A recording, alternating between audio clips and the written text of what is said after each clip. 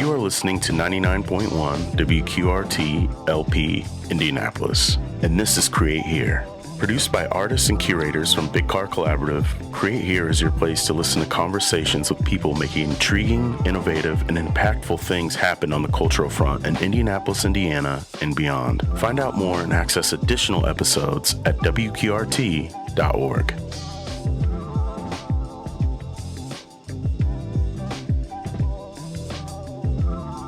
Hello, welcome to this episode of Create Here. We're with Betsy Stirratt. Her creative practice focuses on themes about nature, collections, and the environment, and her exhibit is currently on view in the main gallery at Tube Factory Art Space. Betsy is the founding director of the Grunwald Gallery of Art at Indiana University Bloomington, where she has curated exhibitions and published catalogs since 1987. Exhibiting her own work widely since 1983, solo exhibitions include La Maladie. Maladie. Maladie. That's okay. Sorry. No worries. My French is very rusty. It's been since high school. Mine is too, so don't worry. At the Mütter Museum in Philadelphia and the International Museum of Surgical Science in Chicago and Veiled Taxonomies at the Center for Book Arts in New York.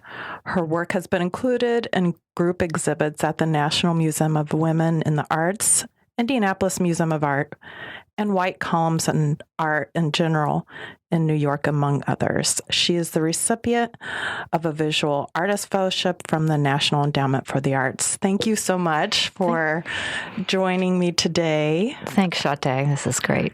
And you and I have been working, well, really, you have been working on this show for a long time, but we had started, of course, pre-pandemic planning this show. So here we are after all these years. That's right. Long time coming, but in a sense, I'm so glad that we waited a little bit because I was able to, I think, kind of get it together, as they say. Yeah. And I'm a longtime fan of your work. So I first saw at the State Museum. I don't know what year it was, to be honest, but it was I remember the work was one of the pieces where it was like a punch in the gut for me. And then I always have to work backwards and figure out why that was. But why don't we start out, though, by how did you get started as an artist? Yeah, I mean, I always wanted to be an artist. That was my lifelong goal. And I'm really so grateful that I was able to do it and to do it for a variety of reasons because, you have to make a living too. So, fortunately, I was able to work in the arts for a long time, and I've just been really grateful for that opportunity. And it's really influenced my work so much, working with other artists. And I really believe that that the best way to curate and to put together a good exhibit is to be an artist yourself, rather than kind of coming at it from some other entirely different perspective. And are you from Indianapolis originally? No, I'm from New Orleans, and that's been very influential to me. I really miss it. It's sort of a mindset that's very different than a Midwestern mindset. Although I'm a Midwestern girl now, I mean, I've been here for a long time. So, but I desperately miss the South with all its problems and concerns and issues and everything else. I still believe that culturally, there's just something that's to me intriguing and mysterious about it that I haven't been able to entirely find here in the Midwest. Yeah, I agree. Half my family's from the South, so I used to spend the summers there, and I've always thought it really is almost like a whole other country in itself. And the issues of race are very visible, way more visible than here, but also I felt it was kind of a more honest place. Yes. I feel like a lot of times the Midwest has the same problems, but it's more hidden. I agree. I think that all that was very influential to me is how people got along, how they respected each other, how they, what sort of respect were we talking about?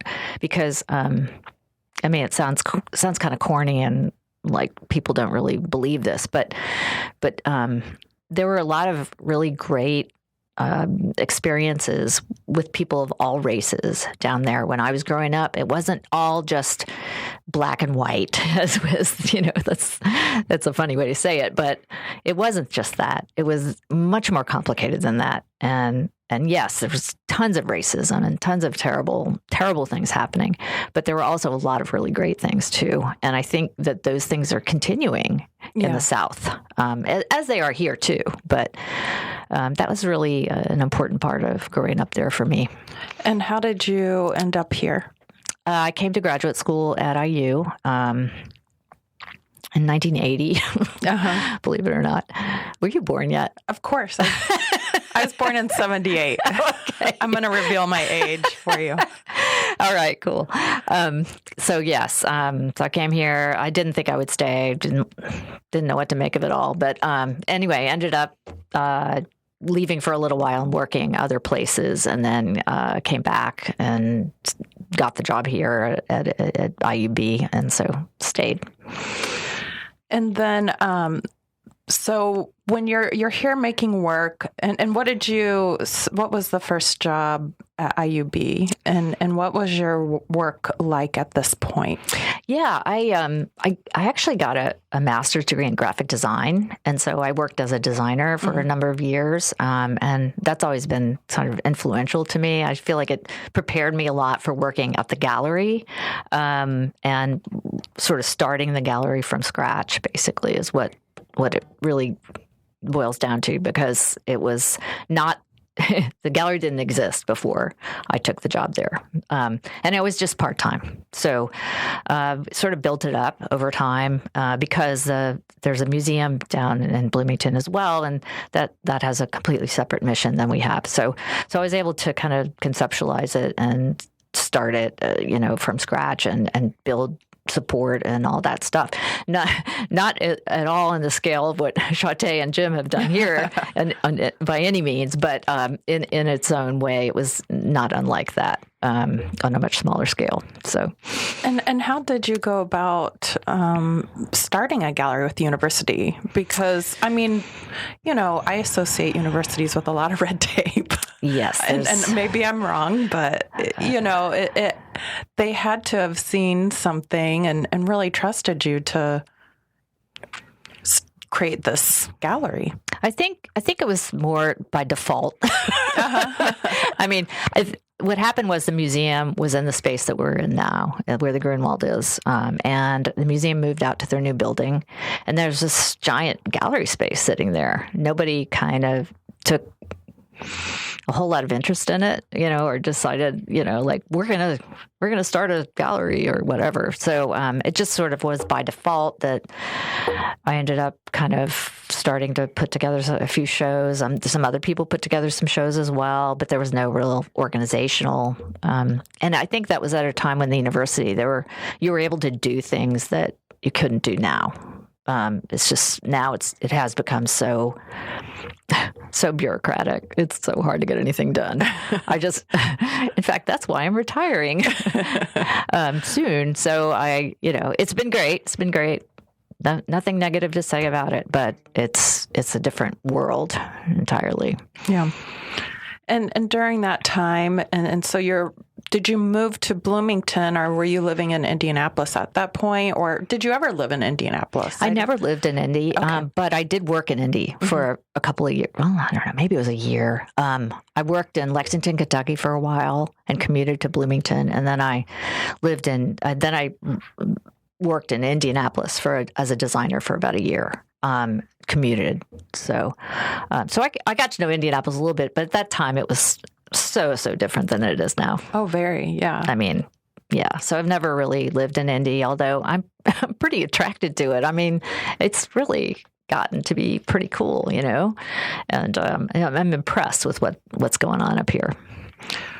So at that time, what is going on? So what's going on with your work as an artist? Creative work? Yeah, your creative work. Yeah, I was at the time started to make paintings about the body, and they were pretty much based on research that I did about medical illustration.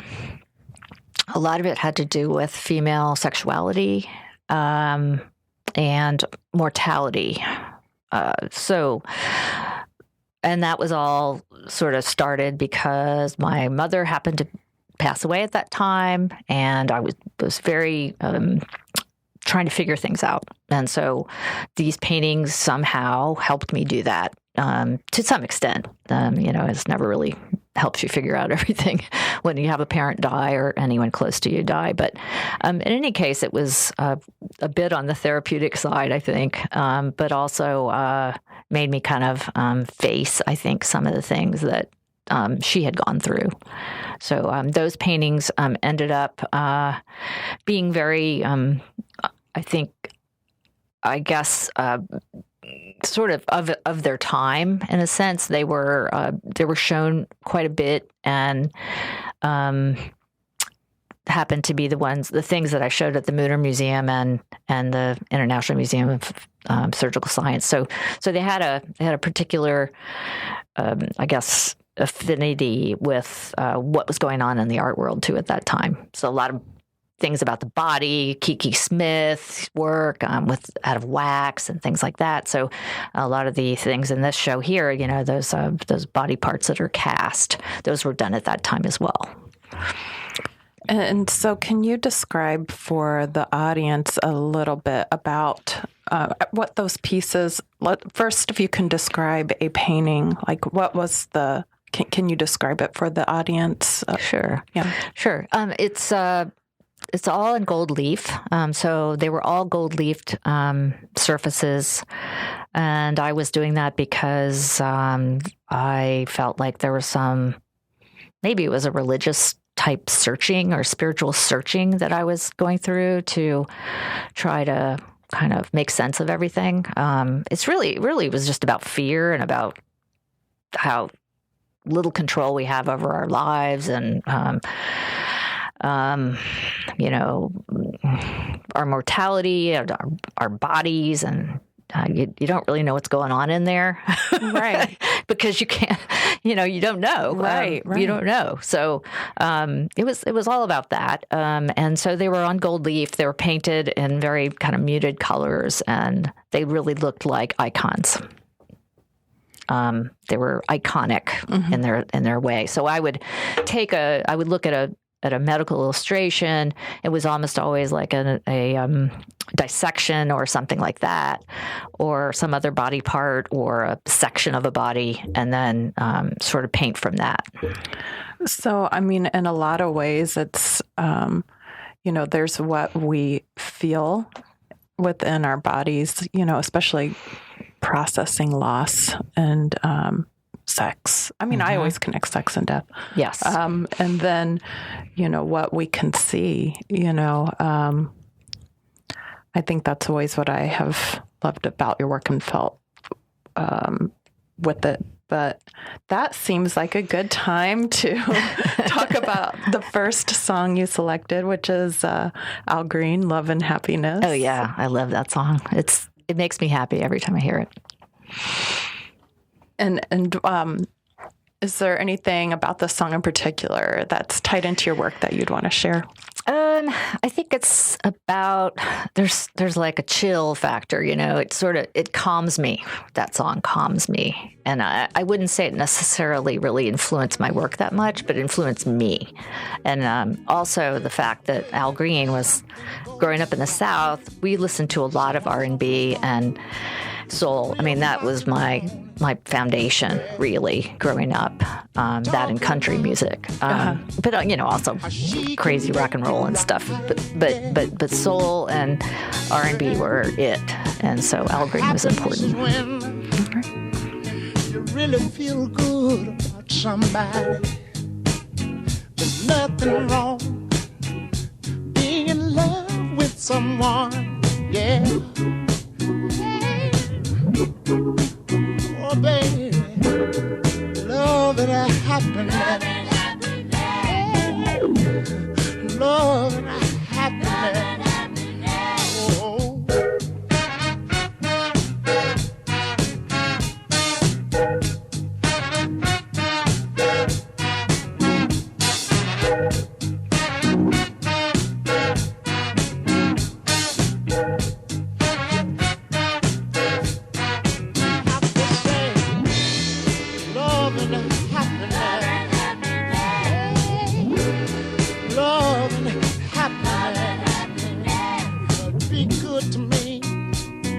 I'll be good to you. We'll be together. Yeah. To see each other. Walk away with victory. Yeah. Yeah. Oh, baby. Love and happiness. Oh, yeah. Love and happiness.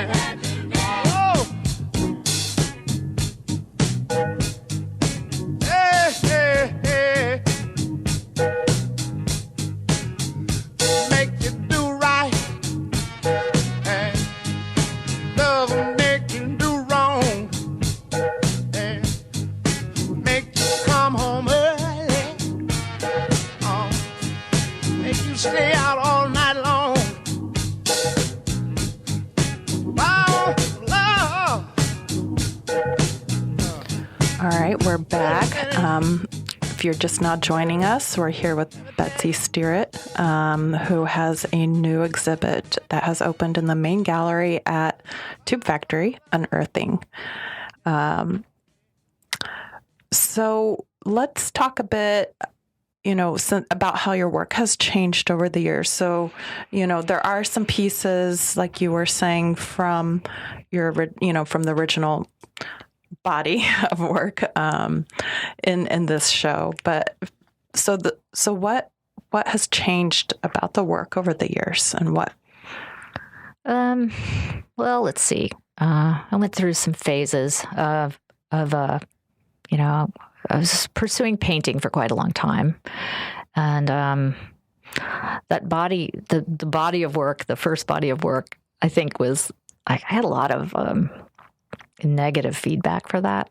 Mm-hmm. And interestingly, I would get heckled at talks and things like that. Really? Yeah. I mean, what would they say? It would just be some old guy, and he'd be like, "What do you think you're doing with that stuff?" That kind of stuff. Nothing serious or anything, but it was kind of surprising to me. And then I think I just kind of worked through it, I think. And my work changes all the time. And I think that's important to me because I feel like if I cover some ground with my work, I don't want to cover it again. Mm-hmm. And so it's changed quite a lot. I went through a lot of painting years, and that was great. I learned a lot from that. I did some abstract painting. I did all kinds of things for a variety of reasons. I was looking at science. I was looking at all kinds of things. I kind of got away from the body a little bit, but I think I've always been interested in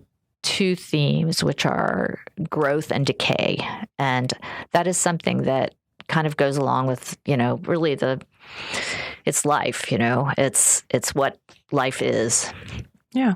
So I think in one sense the work has changed a lot in terms of physically, but I don't think the work's changed that much in terms of conceptually.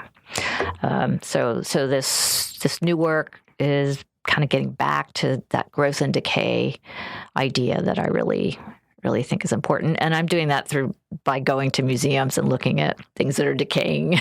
Yeah. And I also look at things that are growing sometimes too. So just with your interest in decay and really with that, did that begin with processing the loss of your mother, or was it even before then going back? I think it was more. It was definitely with that mm-hmm. event, kind of gelled it for me, that interest in decay. Before that, I did a lot of collecting, though. And so that was also kind of looking at growth and the idea of growth. So I would say that it started before my mother passed away, but it's just sort of built momentum over the years. And there is a collection in this exhibit. When did you start collecting some of those items? Are these going way back? And can you talk about some of the objects in your collections that are on display? Yeah. I have always collected things, and I was very influenced by collections that I had to make when I was in high school. So I had to make an insect collection, and that was so fun. I had a blast doing that.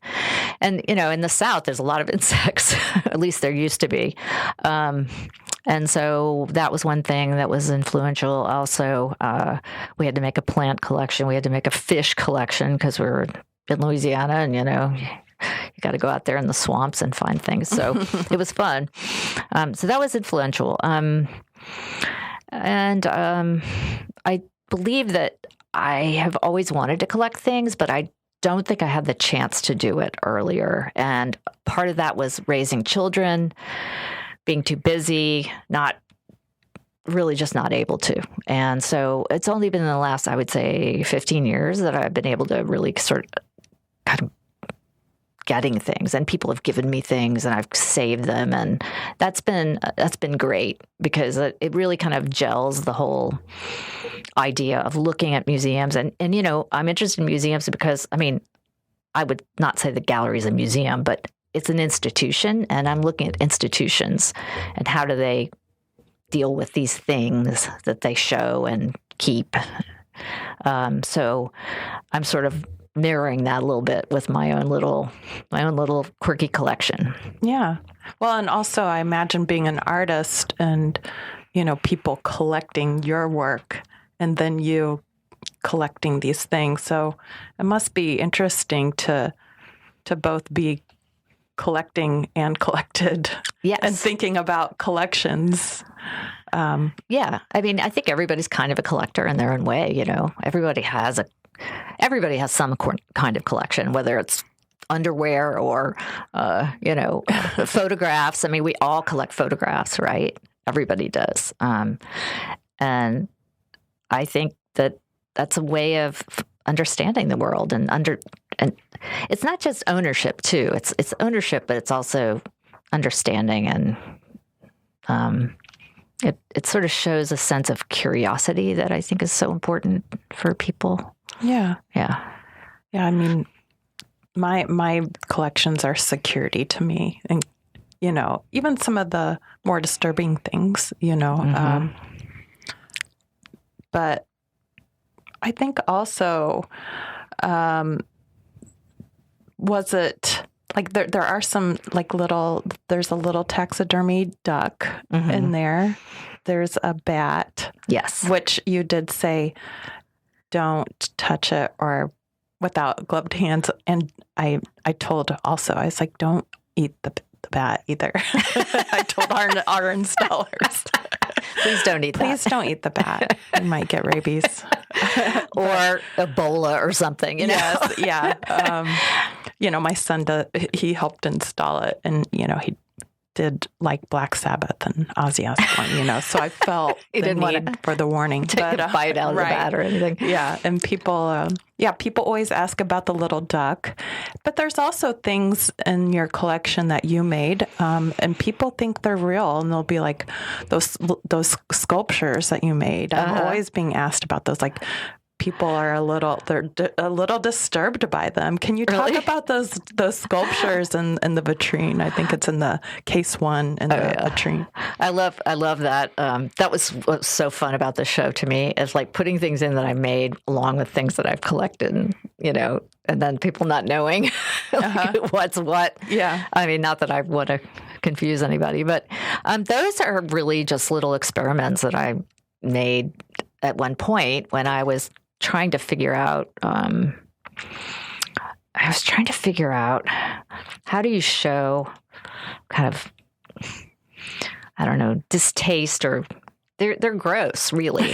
I mean, they really are gross. And they remind me of a lot of the skin diseases and stuff that I would see in a lot of the medical illustrations. And, and I was trying to think, how can I make the surfaces sort of mirror that?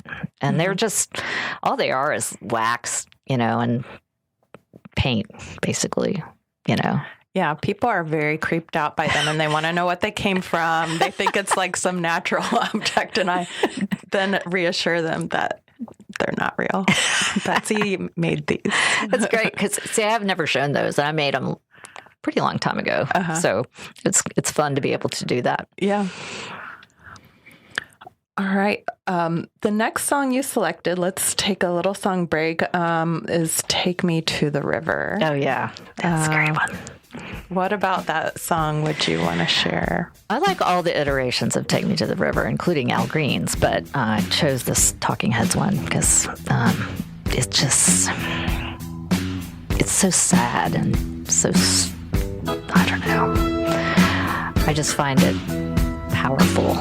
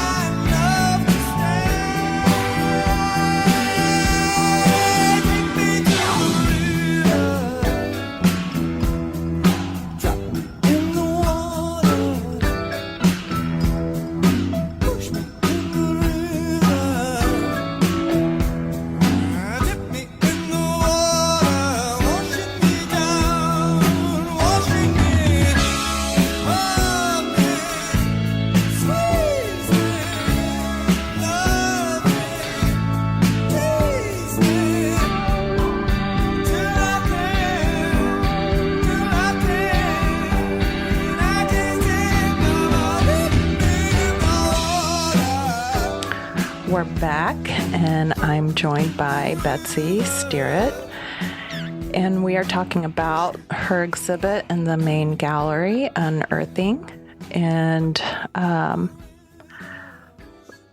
we're going to let's talk about place, and you with this project.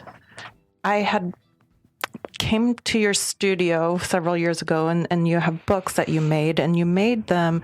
You were traveling around to small museums and small towns. Talk about how you got started doing that, and what was your interest? Yeah, place is important. As part of the way that I have tried to learn more about where I am here in Indiana, Southern Indiana, and I wanted to work with, well, first of all, I wanted to learn more. I feel like a lot of times, we work every day and we're just in our bubble and we never know where we are even. I mean, and I use particularly bad about that because a lot of people they never go outside of town. So I didn't like that. And I thought, I'm going to learn more about what's around me. So New Harmony was a great destination. It's one of the towns that I started to try to learn more about. And I mean, I didn't really know anything about it, honestly, and which was silly. And I'd lived in Bloomington a long time, so I'd never been there. And then actually, that's not true. I had a show there in 1980 or something, or I had a piece in a show. I can't remember, honestly. It's like it was one of the first shows at New Harmony Gallery a long time ago, and I went there and all that. But I didn't know about the Working Men's Institute, which is amazing and so important for that town because it just reflects all the history and all about the citizen science that has happened in that place and how important science was and learning. And that's not even talking about the Utopia, the two groups that came and started utopian communities. So I decided to start trying to work with them down there to see if I could come up with some work and learn more about their collection and all that stuff. So that has been fantastic. And I did that over the course of a couple of years, and they were able to let me into the collection and work with things, which was amazing. So I did learn a lot about it, and I mostly was interested not necessarily in the utopian nature of the community, but it was in the way that people in the community were so interested in preserving some of their history by giving these items to the Working Men's Institute. Mm-hmm. So the Working Men's has a combination, of natural history items, but obviously a lot of documents and all kinds of things about these communities. As Shauta knows, you did a huge project there, and you know probably much more about it than I do. But the only thing I know about it is what are the natural history items in there? Who are these people that gave things? Why did they give things? I think that's interesting. So there was this whole sense of we want to be part of this learning community, and I love that. Mm-hmm. Well, and it's going back to the themes that you're working with, museums and collections are also a form of immortality. So to gift something, to these collections and to be deemed like worthy of it is really something. And so were there stories that came with some of the objects as to why they donated them? And are there any pieces of the Working Men's Institute that really stand out? And one of the gallery walls features photographs that does feature photo documentation of the archive that you were in. But what pieces stood out for you and what did you feel interested in or connected to in that collection the most? Yeah, there were a few items that had tags and labels.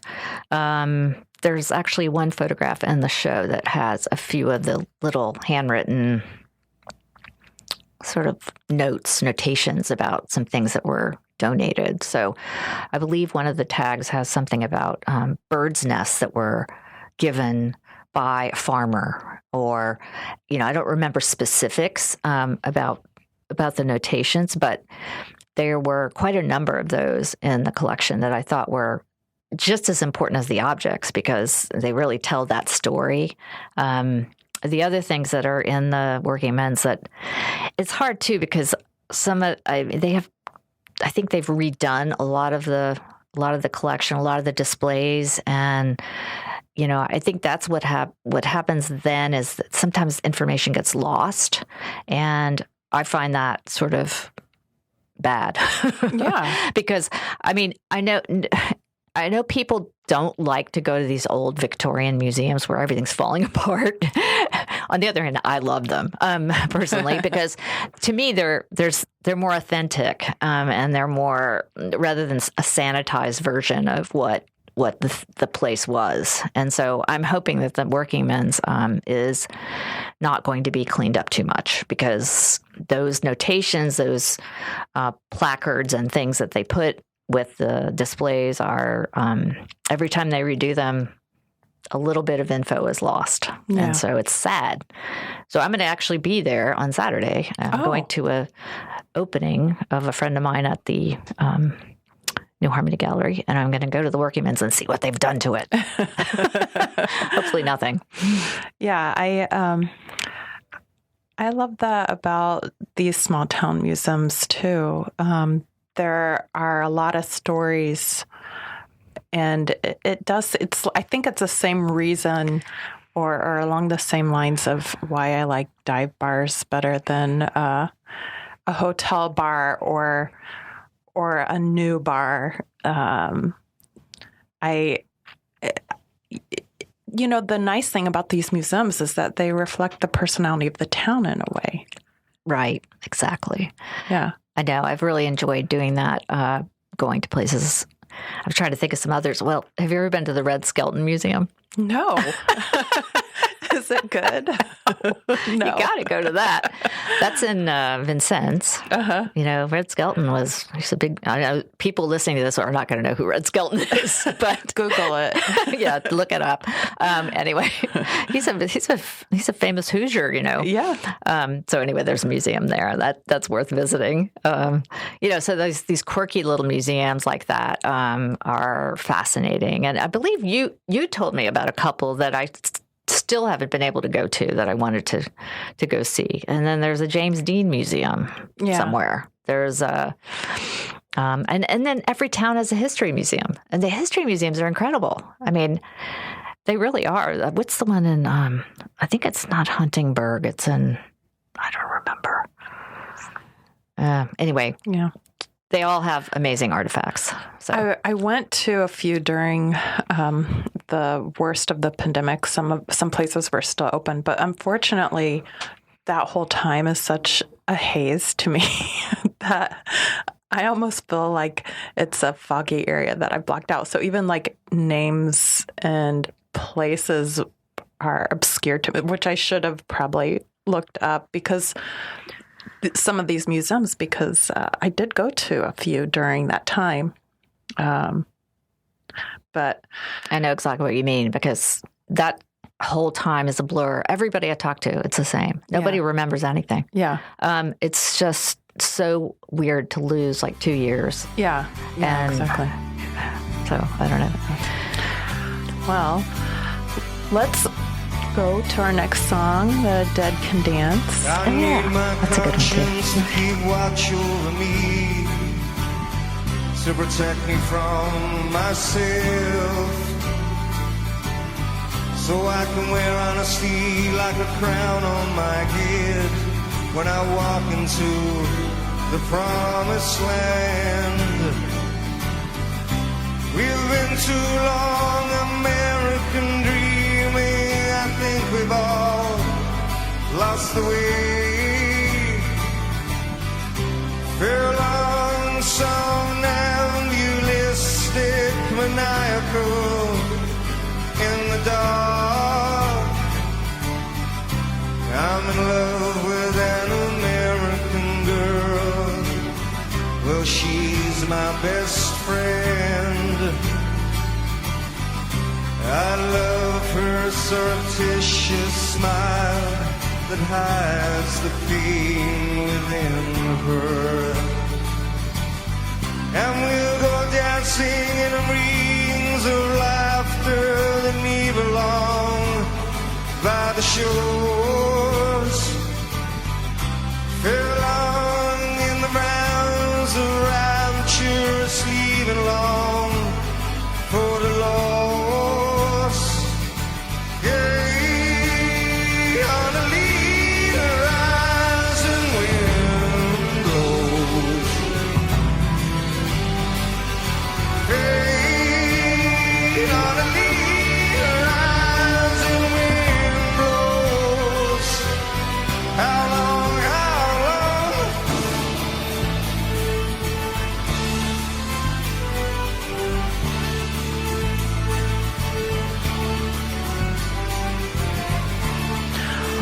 Welcome back. I'm here with Betsy Stirratt, and we are talking about her exhibit. Are there any elements of climate change or ecology or that you're addressing with your work? It feels that way to me, even if it's not spelled out. Yeah, it is about climate change in some respect. It's not overtly about climate change. It's about appreciation. Appreciation is, I guess, really kind of a lightweight theme to address, I guess. But I definitely think we need to think about what we have more. We don't do that. And I mean, it's not just the environment, it's everything. People are so unappreciative of what we have. And I mean, I'm a person who has things, so it's easy for me to say, so I'm not trying to act like there isn't a reason why people are unhappy. I completely understand it. We have so many problems in this country, and especially, I don't know, I can't go into it all, but in any case, I do think that the environmental nature of the work is really a sense of appreciating the nature that we do have around us and trying to preserve as much of it as we can. There are in the exhibit some historical sites that photos printed on paper and then seemingly crumpled. Can you talk a bit about those? Yeah, those are pictures of or images of Native American sites that are primarily in Indiana, but I've done some traveling up and down the Mississippi River, and so more toward where I'm from, into Mississippi, the state of Mississippi, and places like that where there's a lot of Native American sites. And I felt compelled to photograph these sites for a variety of reasons. I wanted to first of all hope that people will appreciate them also for what they are and to respect them. I think the respect is important. Also that, I don't know, I'm actually really having a hard time trying to understand exactly what I'm doing at that work, to be honest, because it's completely new. And I know that it's not about beauty. It's about loss. It's about taking an image and making it into an artifact, which is what the crumpling is, and changing sort of the way that we view things. I think that's kind of all I can say about it right now. But I know that I'm going to be doing more. So I'm not trying to make a statement on Native American feelings about their own sites, because I'm not one and I can't do that. That's not what I intend to do.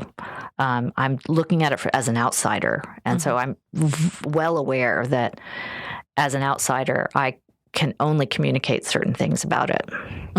So, going back to what you were talking about and this idea of comfort too, I did read the other day that comfort is a new concept, that comes with becoming industrialized. It wasn't, to have a comfortable bed or a pillow or all these things, didn't exist probably around 90 years ago. You lived, especially when you go to these museums, these historical museums, there's like rope beds. People had bed bugs. You got to shower like once a week. So it's interesting to me to think about, also that show in that way and how we've changed and, collections and comfort and death and what it means to collecting as a comfort too, in a lot of ways. Do you feel that way about the work? Yeah, I think collecting is a comfort to the individual. Yeah. Collecting is so problematic in terms of the institutional because of all of the history of the way things are collected and or seized or, who has ownership of what. And so that it's a whole gigantic issue that, we hear about it every day. And I read about it every day about how one museum or another has, just for instance, today in the news about how many museums still have Native American artifacts and remains. Yeah. And they haven't had to repatriate any of these for some reason, and I don't know why. So it's a hugely problematic effort, really, for museums to do this. That's not even talking about all the things that were seized by all the Europeans over the years and all that stuff. So I think I'm well aware of that, and that's why I don't think collecting on an institutional basis has anything to do with comfort. It has to do with sort of colonizing.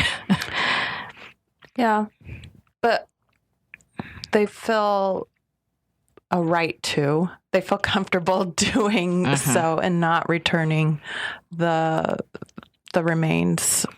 Or even, the land, the land, those are historical sites that are owned by the state, that are in the show too. So exactly, I think that, we feel like we have a right to, the state feels like it has a right to own this land. These museums feel like they have a right to own bodies or objects of importance, of spirituality. Objects they don't even understand what they mean sometimes. Exactly. So that's, and museums, they started out as a cabinet of curiosities. That's right. Yeah. So kind of like that's how the exhibit feels to me, which, of course, I can't help but enjoy. Like, I love being surrounded by these objects and then going in and maybe like coming up on one. And it's different each day. Living with that exhibit is different from me each day as a curator. Or as a curator, I didn't really curate this exhibit. I didn't need to because you had all the. Maybe you should have. No, I wouldn't say I was a curator of this show, but I like living with it, and I chose it because I always wanted to work with you. Well, can I mention one thing?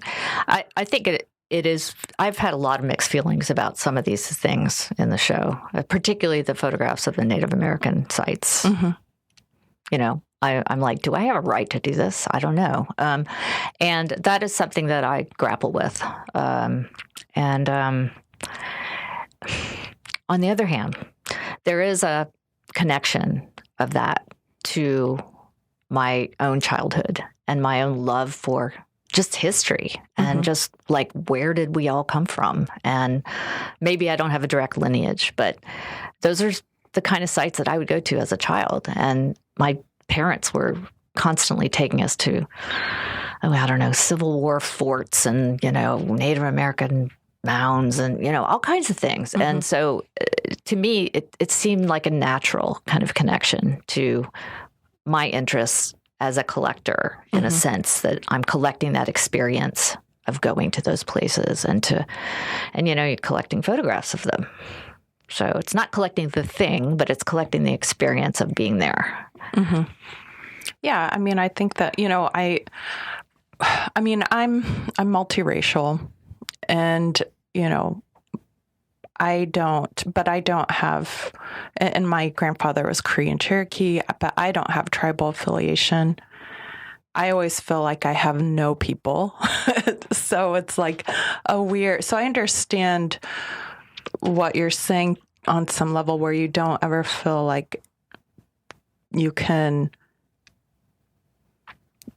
I can't speak for these things. I'm I'm on the border of it, and I'm part of it in a way. And you're part of it. We're all part of these issues, and the land back movement, and with what's going on there. But I think there's a lot of pressure on artists and curators to speak as an expert on things, or to speak for a group of people, or to, but no community of color is a monolith. And then we all experience these objects and these sites our own way. And so I just think that the galleries and music, like at least what I try to do with my work as a curator and director of exhibitions is go on explorations with the artist, and we don't have to be right all the time or understand all the time, because it's more or less learning together and as an individual. So that's, I thought that, I didn't recognize every historic site that you had in there, but they were crumpled up, and I really did feel attracted to those pieces because it is getting into some uncomfortable territory, which I don't think it's bad for. I don't think it's bad to venture into. I think it's important, and that art is a good way to think about and process these things. It doesn't mean we're going to solve it, but I think it's important to think about. Yeah, that's good. Well, I agree with you. I mean, I think now being so aware of what's going on with artists having to justify everything that they do, I think it would be kind of a breath of fresh air to kind of move a little bit away from that. Yeah, I definitely don't move into it at all. That being said, I do try to be able to defend every artist that I'm working with if I need to, and I have had to at times. When you were talking about being, basically the man trying to shame you publicly at your artist talk. That happens sometimes in the gallery. People get upset about the things that they see at times. But I think that's important work, and I think it's an important position to be in, and to be present and let the person be upset or angry or, but it does come back on them. What is it like for you, because also things have changed a lot for, and I think, it can happen, being a woman artist, and you get put in female group shows, this is a group show for women artists, or, so there's this, any community, except probably white males, can be tokenized at this point. And then how do you feel? How has that been being a one? Because it is a whole different thing. Museums, as I'm sure that probably about 2% of their collections are women or artists of color. Right. And a lot of times that's grouped together. So then you have women and artists of color grouped together being 2% of an encyclopedic museum's collection. Exactly. Well, hopefully that's changing, but I don't think it's changing that quickly. And I think it's going to be interesting to see what happens in the next 5 years, 10 years. Will this interest in people of color's art be maintained? And I think that's going to be fascinating to see. I don't think women have really benefited much from anything. Honestly.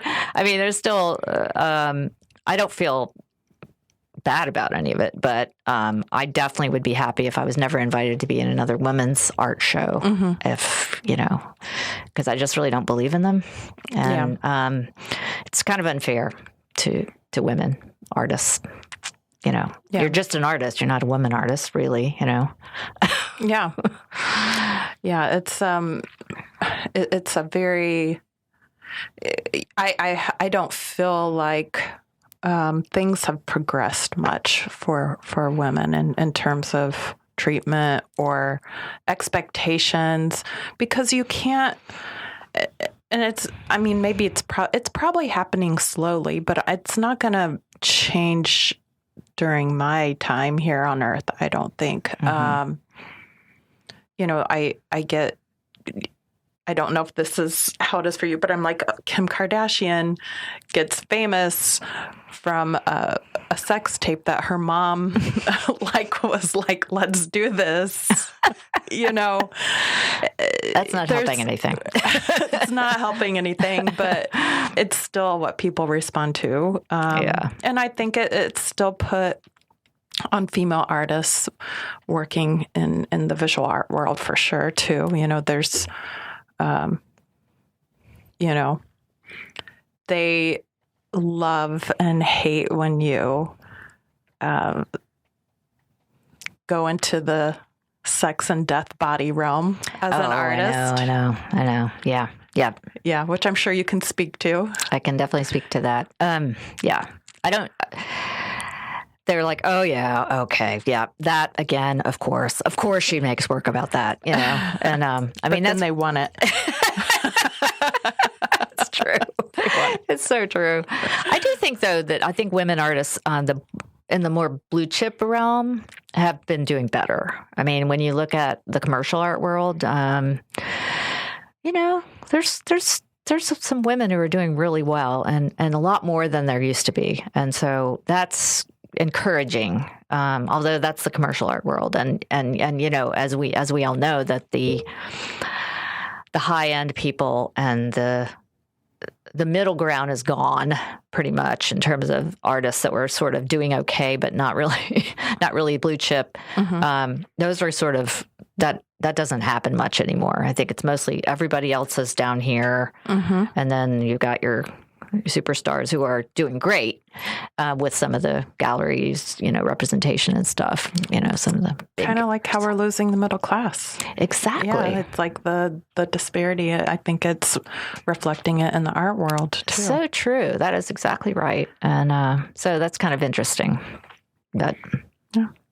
Well, let's go to Lori and John. Do you have anything to say about this song? Oh yeah, this is my brother and sister, who are twins, and they made an album together, and it's about, their album's called Arabella, and this song is about one of their, mostly my sister, who's in a band called Blue Mountain. I don't know if anybody's ever heard of Blue Mountain, but they're more country, and John is in Wilco, so we will let them, this is influential to me, because I love it.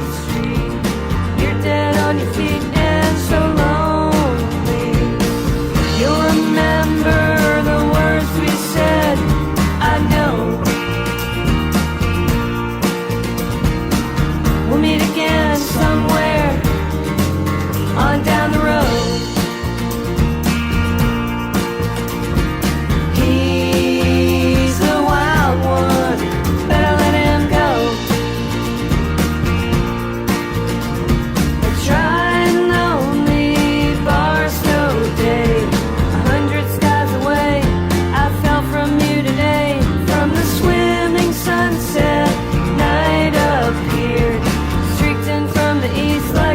Charger.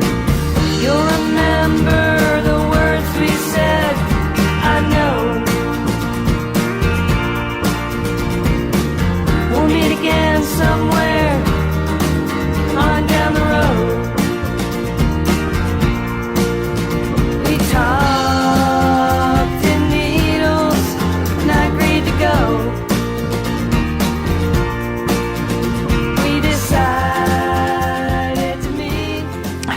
View this body of work? Do you see it as one piece or separate works? Would you sell it? Would you sell certain things but not others? How do you, in terms of thinking about, because before we took that break, we were talking a little bit about basically capitalism and the art world. Yeah. I see this as a installation. There are pieces that could be sold, I suppose. I really honestly don't sell work very much right now. I used to sell more, I think, when things were more, I guess, I don't know, commercially viable. My work isn't really that way right now, and it doesn't matter to me, really, honestly. What I want is I want to have this experience that I've had here at the Tube Space, because this is, to me, the ultimate. It's like you get to try something, and you get to present something to the public that is a long time in planning, and maybe has some experimental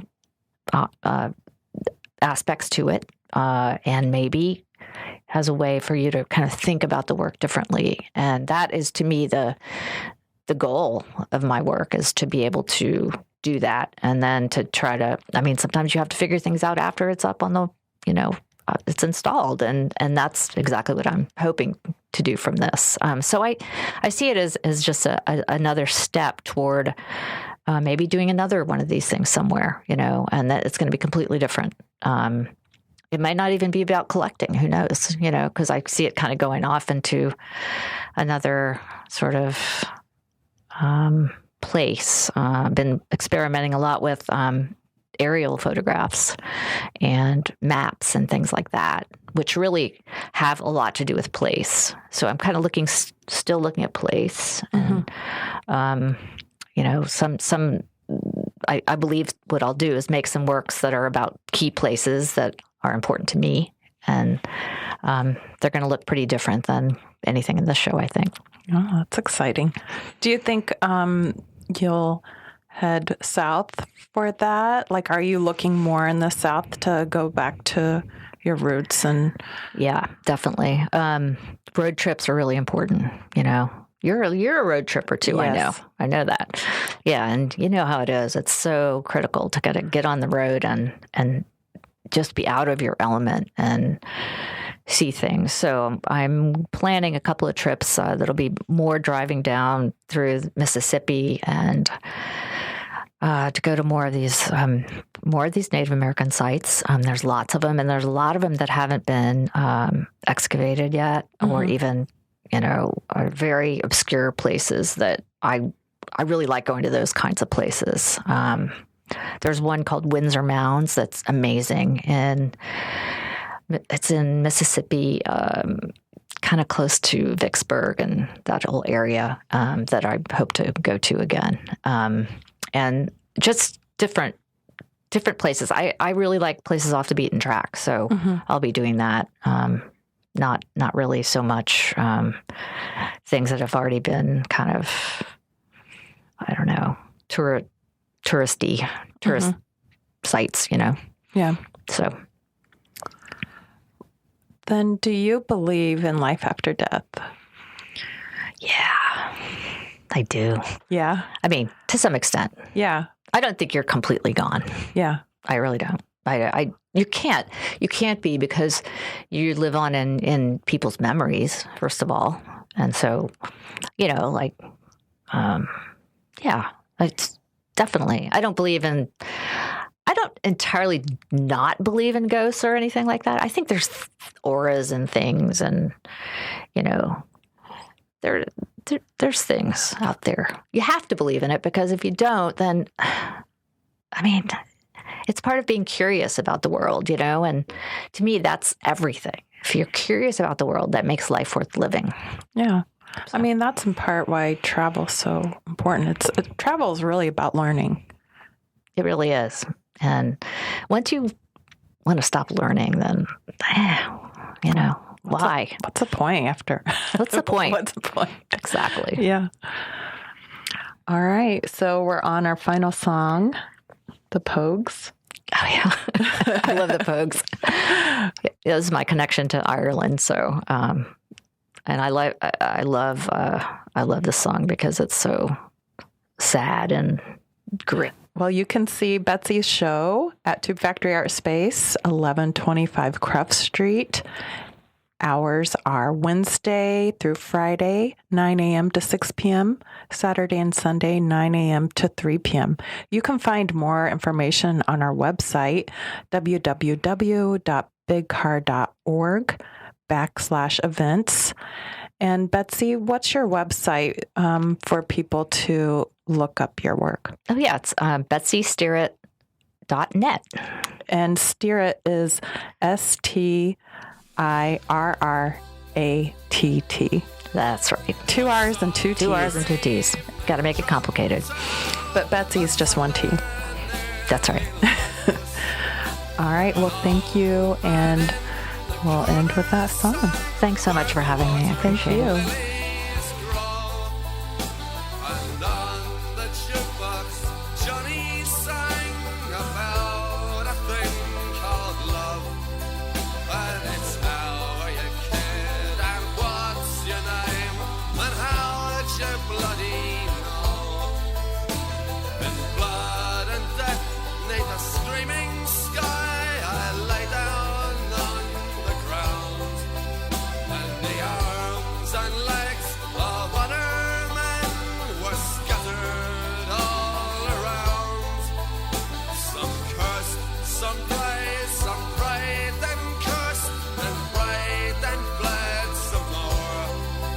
And the only thing that I could see was a pair of brown eyes that was looking at me. But when we got back, labeled parts 1 to 3, there was no pair of brown eyes waiting for me. And a rove, and a rove, and a rove, and I'll go for a pair of brown eyes.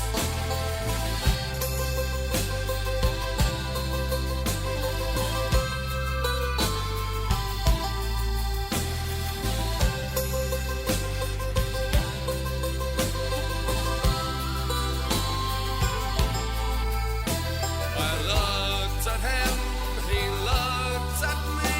All I could do was hate him. While Ray and Philomena sang of my elusive dreams, I saw the streams, the rolling hills where his brown eyes were waiting. And I thought about a pair of brown eyes that waited once for me. So drunk to hell, I left the place, sometimes crawling, sometimes walking.